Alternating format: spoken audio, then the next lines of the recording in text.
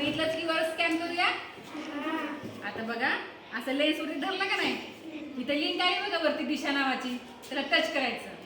त्यावरती केल्यास काय होते बघा. आता हे बघा असं सुरू झालं आणि इथं आलं का नाही प्ले म्हणून, त्या प्लेला दाबायचं. आता परत पुढे व्हिडिओ चालू करायचा. असं व्हिडिओ सुरू.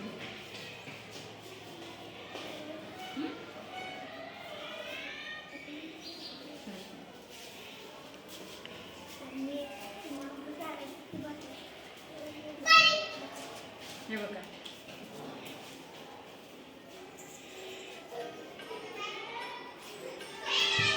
असं तुम्ही घरी पण अभ्यास करू शकता. करणार असेल की घरी अभ्यास अशा प्रकारे.